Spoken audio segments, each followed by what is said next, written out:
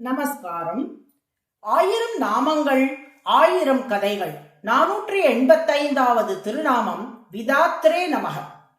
அஜாமிளன் என்பவன் இளமை காலத்தில் தர்மத்தில் நாட்டம் கொண்டவனாக நல்ல முறையில் இல்வாழ்க்கை வாழ்ந்து வந்தான். ஆனால் காலப்போக்கில் தீய சகவாசத்தால் தர்மத்தை மறந்து அறநெறிக்கு புறம்பான வாழ்க்கையை வாழத் தொடங்கி பற்பல தீய செயல்களிலே ஈடுபடத் தொடங்கினான்.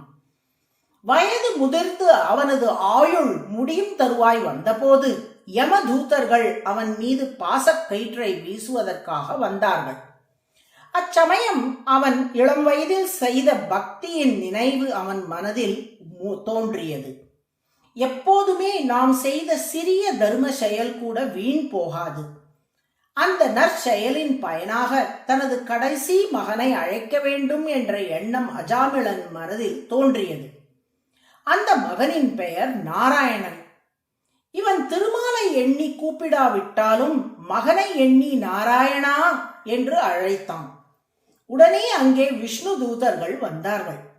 யமதூதர்களை பார்த்து, இவன் பகவானின் திருநாமத்தை உச்சரித்து விட்டான். இனி இவனை நாங்கள் விஷ்ணு லோகம் அழைத்து செல்வோம், நீங்கள் யமலோகம் அழைத்து செல்லக்கூடாது என்றார்கள். இதை கேட்ட யமதூதர்கள், என்ன சொல்லுகிறீர்கள்? இவன் தனது மகனின் பெயரைத்தானே சொன்னான் என்று கேட்டார்கள். அதற்கு விஷ்ணு தூதர்கள், அவன் யாரை நினைத்து சொல்லியிருந்தாலும் சொன்னது திருமாலின் திருப்பெயர். அதற்கு பலன் உண்டு. நீங்கள் நெருப்பில் தெரிந்து கை வைத்தாலும் தெரியாமல் கை வைத்தாலும் நெருப்பு கையை சுடும். மருந்தை தெரிந்து உட்கொண்டாலும் தெரியாமல் உட்கொண்டாலும் நோய் தீரும். அதுபோலத்தான் பகவானின் திருநாமங்களும் என்று விடையளித்தார்கள். அப்படியே இருந்தாலும் ஒரு முறைத்தானே இவன் நாராயணா என்று சொன்னான் என்று கேட்டார்கள் யமதூதர்கள்.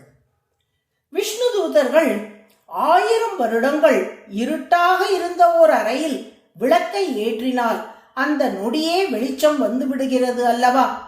அதுபோலத்தான் எத்தனையோ பிறவிகளாக பாபம் செய்திருந்தாலும் ஒரு முறை பகவானின் திருப்பெயரை உச்சரித்தவாறே பாபங்கள் நீங்கி அவர்கள் தூய்மை அடைந்து விடுகிறார்கள். அதன் பின் அவர்களின் மனம் பாப செயலில் ஈடுபடுவதில்லை என்று விளக்கினார்கள். அதை கேட்ட யமதூதர்கள் யமலோகத்துக்கே திரும்பி வந்து விட்டார்கள். விஷ்ணு தூதர்கள் அஜாமிளனை நல்லோர்கள் இருக்கும் இடத்தில் கொண்டு போய் சேர்த்தார்கள். அடியார்களோடு கூடியதால் மனம் திருந்தி பக்தி வளரப்பெற்ற அஜாமிளன் அதன் பின் திருமாலை தஞ்சமடைந்து படிப்படியே முக்தி பெற்றான்.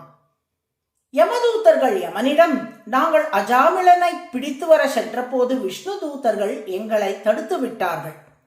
இப்படி கடமை செய்யும் போது இடையூறு ஏற்படாமல் நீங்கள் தான் நடவடிக்கை எடுக்க வேண்டும் என்று கோரினார்கள்.